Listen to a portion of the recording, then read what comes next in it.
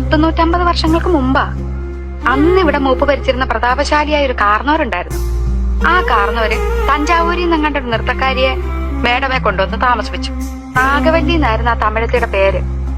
തമിഴത്തി വേറൊരാളുമായിട്ട് സ്നേഹത്തിലായിരുന്നു, രാമനാഥന്റെ പേരുള്ള ഒരു നൃത്തക്കാരനുമായിട്ട്. എന്തിനു പറയുന്നു, കാർന്നോര് എങ്ങനെയോ ഈ രഹസ്യങ്ങളൊക്കെ അറിഞ്ഞു. അന്ന് അർദ്ധരാത്രി നാഗവല്ലിയെ കാർന്നോര് നമ്മുടെ തെക്കിനിട്ട് വെട്ടിക്കൊന്നു.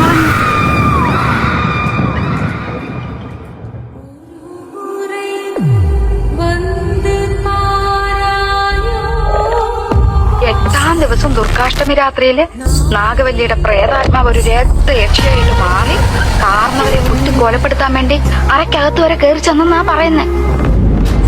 അതീ പിന്നെ നാഗവല്ലിയുടെ പ്രേതാത്മാവ് തീരാപ്പകയോടെ ഈ തറവാട്ടിലൊക്കെ അലഞ്ഞടക്കാൻ തുടങ്ങി.